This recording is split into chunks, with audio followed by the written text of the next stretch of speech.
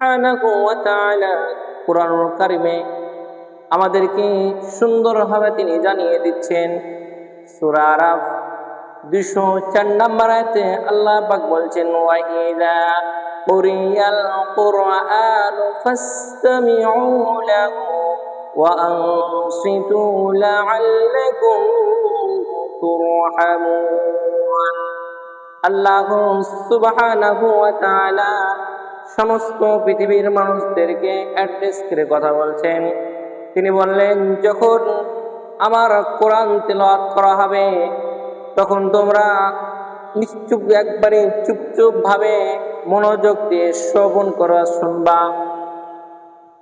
আর কি করবা, তোমরা যদি মনোযোগ সহকারে কুরআনুল কারীম তেলাওয়াত করা হয় শুনো, তাহলে তোমাদের প্রতি আমি আল্লাহ রাব্বুল আলামিন বলছেন, তোমার প্রতি আমি রহমত বর্ষণ করব।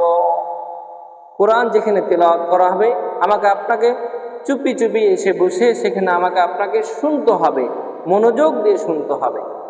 অনেক মানুষ আছে দেখবেন কুরআনুল কারীম তেলাওয়াত হয়, এদিকে হট্টগোল গল্প গুজব বিভিন্ন রকম কর্ম করে। আল্লাহ পাক নিষেধ করছেন যে কোরআন তেলাওয়াত যেখানে করা হচ্ছে, যেখানে কোরআনের কথা বলা হচ্ছে, সেখানে আমাকে অবশ্যই আদব মেনটেন করে চলতে হবে। এটা তো আপনার গান বাজনা নয় যে আমি একদিকে গান বাজনা হচ্ছে আর আমি একদিকে গল্প করছি না। আল্লাহ রাব্বুল আলামিন তার হাবিব বলছে, লা ইয়াহসা আযাইবাহু ওয়া লা তুবলা গরাইবাহু। কোরআন কখনো পুরাতন হয় না। কোরআনের মাধুর্য, কোরআনের সৌন্দর্য, কোরআনের আকর্ষণ কুশ্চিন কালো কোনোদিন কম হবে না। যতই পড়বে ততই কোরআন মনে হয় আরো শুনতে ভালো লাগে, মনে হয় এরকম। ছোট্ট একটি ঘটনা আল্লাহ রাব্বুল আলামিন তার হাবিবের কে আমাদের মাধ্যমে জানিয়ে দিচ্ছেন, হে রাসূল, দুনিয়ার মানুষদেরকে আপনি কোরআনের আদব শিখিয়ে দেন, কিভাবে তারা কোরআন তেলাওয়াত করবে। আপনি এখন যদি কোরআন পড়তে যান, কোরআনের আদব আছে, আপনাকে এগুলো মেনটেন করে চলতে হবে, এগুলো খেয়াল করতে হবে। আচ্ছা, কোরআনুল কারীকে আপনি প্রশ্ন করেন, কোরআন নিজে নিজে কোরআন জবাব দিতে পারে না?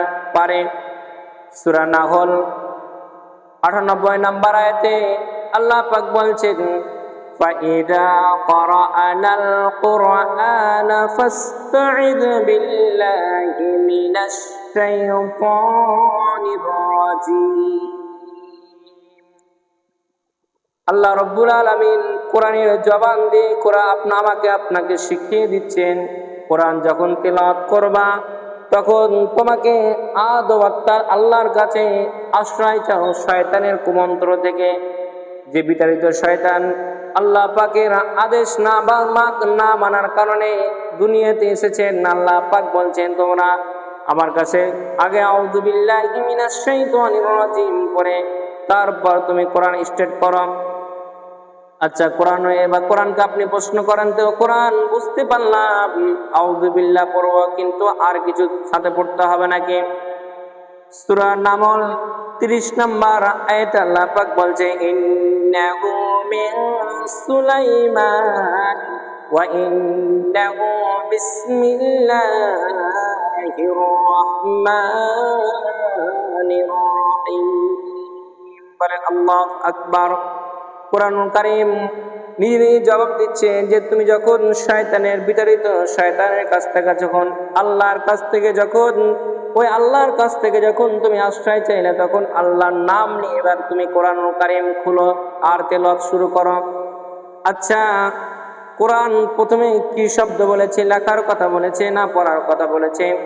দুনিয়াতে এসেছেন আমাকে আপনাকে কোরআনুল কারীম জানতে হবে, কোরআনুল কারীম শিখতে হবে। আল্লাহ পাক সূরা আলাকে 1 নম্বর আয়াতে বলছে, ইকরা বিসমি রাব্বিকাল্লাযী খালাক। পড়ো তোমার প্রভুর নামে যিনি আমাকে আপনাকে সৃষ্টি করেছেন, একজন মালিক, তিনি আমাদের রব আল্লাহ।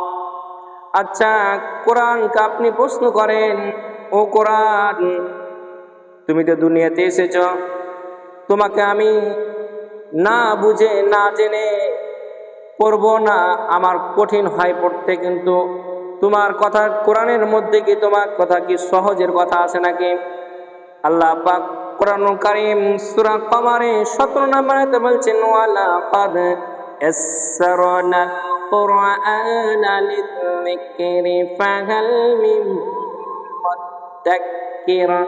আল্লাহ রাব্বুল আলামিন বলছেন আমি দুনিয়াতে কোরআনকে সহজভাবে আমি দুনিয়াতে নাজিল করেছি। আল্লাহু আকবার। আল্লাহ পাক দুনিয়াতে কোরআন এর মতন পৃথিবীতে আর কোনো পুস্তক অর্থাৎ কোনো কিছু আল্লাহ পাক পৃথিবীতে সহজ করে দেননি। কারণ কোরআনের কথা আল্লাহ পাক কোরআনের মধ্যে দিয়ে বলছে আমি কোরআনকে সহজ করে দুনিয়াতে নাজিল করেছি। কোরআন যে সহজ, যারা তেলাওয়াত করে, যারা পড়ে, যারা শিখে নিয়েছেন তাদের কাছে সহজ মনে হয়। কোরআনুল কারীম কতটুকু তেলাওয়াত করবেন?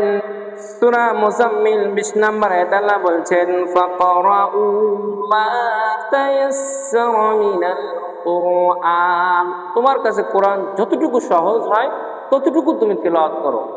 আমার আপনার কাছে কোরআন পড়তে যতটুকু আপনি পারবো ততটুকু আপনাকে পড়তে হবে। ভুলভাল পড়লে গুনাহ হয়ে যাবে। আচ্ছা, কোরআনকে আপনি প্রশ্ন করেন তো কোরআন তোমাকে কখন তেলাওয়াত করবে এই বিষয়ে তোমার মধ্যে আছে নাকি? আল্লাহ রাব্বুল আলামিন সূরা বনী ইসরাঈল 78 নম্বর আয়াতে বলছেন ওয়া কুরআনাল ফাজর ইন্না কুরআনাল ফাজরি কানা মাশহুদা। আল্লাহু আকবার। কোরআন নিজে নিজে জবাব দিচ্ছে ও পৃথিবীর মানুষ, তোমরা সকালে অর্থাৎ ফজরের নামাজের আগে অথবা পরে তোমরা কি করবা? আমাকে কোরআন বলছে আমাকে তেলাওয়াত করবা। আচ্ছা, কোরআনকে আপনি প্রশ্ন করুন তো কোরআন তুমি দুনিয়াতে প্রায় আমাদের বিভিন্ন ভাষাভাষী আছে, বিভিন্ন ভাষা আছে দুনিয়াতে। তুমি পৃথিবীতে তোমার নির্দিষ্ট ভাষা নেই কি তুমি এই দুনিয়াতে এসেছো নাকি? সূরা ইউসুফ 2 নম্বর আয়াতে বলছেন ইন্না আনজালনাহু কুরআনান আরাবিয়্যান লাআল্লাকুম তাআকিলুন। আল্লাহ পাক কোরআনের জবান থেকে কোরআন নিজে নিজে আমাদেরকে সতর্ক করে দিয়েছেন পৃথিবীতে যত ভাষা আছে সব ভাষা তোমাদের নিজেদের মন করা, কিন্তু কোরআন যিনি নাজিল করেছেন তিনি কোরআনকে আরবি ভাষায় দুনিয়াতে অবতীর্ণ করেছে। আচ্ছা, কোরআনকে আপনি প্রশ্ন করেন তো কোরআন বুঝতে পারলাম তোমাকে শুদ্ধ না অশুদ্ধ করে তেলাওয়াত করতে কি তোমার রব হুকুম দিয়েছে নাকি? কোরআন নিজে জবাব দিচ্ছেন সূরা মুজাম্মিল 4 নম্বর আয়াতে বলছেন ওয়ারাতিলিল কুরআনা তারতিলা। কোরআনকে সহি শুদ্ধভাবে তেলাওয়াত করতে হবে। আমি যদি সহি শুদ্ধভাবে তেলাওয়াত না করি কাল কিয়ামতের দিন, কঠিন মুসিবতের দিন আপনি যে আশায় ভরসায় পড়েছিলাম সেদিন আমার আপনার জন্য কোরআন কাল হয়ে যাবে। কোরআন আপনার নামে অভিযোগ দেবে, আল্লাহ এই আমাকে পড়েছিল কিন্তু আমাকে সহি শুদ্ধভাবে তেলাওয়াত করেনি। কোরআন আপনার নামে অভিযোগ দিচ্ছেন। খেয়াল করেন, যদি কোরআন আপনার বিপক্ষে সাক্ষী দিয়ে দেয়, আপনার বিপক্ষে যদি সাক্ষী কোরআন দিয়ে দেয় তাহলে আপনার জন্য জান্নাত আল্লাহ পাক হারাম করে দিবে। নাউজুবিল্লাহ। এজন্য আমাদেরকে কোরআন সহি শুদ্ধ শিখতে হবে। কোরআন যেভাবে আল্লাহ পাক দুনিয়াতে অবতীর্ণ করেছে সেভাবে আমাকে আপনাকে তেলাওয়াত করতে হবে। ছোট্ট একটি ঘটনা, কোরআন তেলাওয়াত করলে আমার আপনার সম্মান বেড়ে যায়। ছোট্ট একটি ঘটনা আপনাদেরকে বলছি, শুনেন, একটু খেয়াল করেন, একটু দিলটাকে নরম করেন, মনোযোগ দেন আমার দিকে। একজন সাহাবী উসাইদ ইবনে হুদাইর রাদিয়াল্লাহু তাআলা আনহু তিনি গভীর রাত্রে কোরআন তেলাওয়াত করছিলেন। এমন তো অবস্থায় পাশে একটা তার ঘোড়া বাঁধা ছিল।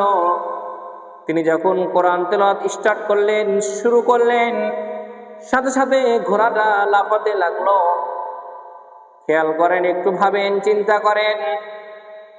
উসাইদ রাদিয়াল্লাহু তাআলা আনহু চিন্তা করলেন ঘোড়া যদি এভাবে লাফাতে থাকে পাশে তার পুত্র সন্তান ইয়াহিয়া শুয়ে আছে, তিনি চিন্তা করলেন, যদি ঘোড়া এভাবে লাফাতে থাকে তাহলে আমার সন্তানকে তো ঘোড়া পিষে মেরে ফেলে দিবে। তিনি তখন সন্তানটাকে ওখান থেকে সরিয়ে নিয়ে অন্য কোনো জায়গায় শোয়ালেন। আবার তিনি স্টার শুরু করলেন, কোরআন কারীম তেলাওয়াত শুরু করলেন। আবার দেখছেন যে ঘোড়াটা লাফাতে লাগছে। তিনি তখন ঘর থেকে একটু বাড়ালেন, বাড়িয়ে দেখছেন কি যেন তার ঘরের মধ্যে, তার বারান্দায়, তার আঙ্গিনা, বাড়ির আশেপাশে কি যেন প্রদীপের মতন, আলোর মতন ঝলসাচ্ছে, অনেকগুলো ঝলসাচ্ছে তারার মতন। আল্লাহ রাব্বুল আলামিন সূরা আরাফে 204 নম্বর আয়াতে বলছেন, ওয়াইদা কুরিয়াল কুরআনু ফাসতামিউ লাহু ওয়া আনসিতু লাআল্লাকুম তুরহামুন। আল্লাহ পাক কোরআনুল কারীমে জানিয়ে দিলেন, যেখানে কোরআন তেলাওয়াত করা হয় সেখানে ফেরেশতারা মনোযোগ সহকারে কোরআনের কথাগুলো, কোরআন তেলাওয়াতগুলো শুনতে থাকে। সকালবেলায় আল্লাহ রাসূল জনাবে মুহাম্মদুর রাসূলুল্লাহ সাল্লাল্লাহু আলাইহি ওয়াসাল্লামের কাছে গেলেন। রাসূলকে সব ঘটনা তিনি খুলে বললেন, ইয়া রাসূলুল্লাহ, ইয়া হাবিবাল্লাহ, আমি কোরআন তেলাওয়াত করছিলাম, এমন তো অবস্থায় আমার ঘোড়াটা লাফাতে লাগলো। আমি কিছুক্ষণ পর আমি ঘরের বাইরে একটু বারান্দায় বের হলাম, দেখলাম যে প্রদীপের মতন, আলোর মতন আমার ঘরে ঢুকছে। আমি বুঝতে পারলাম না, ইয়া রাসূলুল্লাহ, আপনি আমাকে একটু বলে দেন। রাসূল বললেন, তুমি যখন কোরআন তেলাওয়াত করছিলা, আল্লাহ পাক আরশ থেকে, আরশ আজিম থেকে তোমার ঘরে সাকিনা অর্থাৎ রহমত তিনি বর্ষণ করছিলেন। আর যে প্রদীপগুলো দেখতে পেয়েছিলা ওগুলো প্রদীপ নাই, ওগুলো হলো ফেরেশতা। সুবহানাল্লাহ। ভাইরা আমার, কোরআন পড়লে আমার আপনার সম্মান বেড়ে যায়। যে ঘরে কোরআন তেলাওয়াত করা হয় না সে ঘরে শয়তান এবং বদ জিন তারা আসর করে, তারা বাধা বাঁধে, তারা বাসা বাঁধে। এই জন্যই প্রতিটা মুসলমানদের ঘরে প্রতিদিন সকাল সন্ধ্যা কোরআন তেলাওয়াত করা আমাদের উচিত। যদি আমরা কোরআন শুনি, কোরআনের কথা মেনে চলি, আমাদের সম্মান আল্লাহ রাব্বুল আলামিন বাড়িয়ে দিবেন।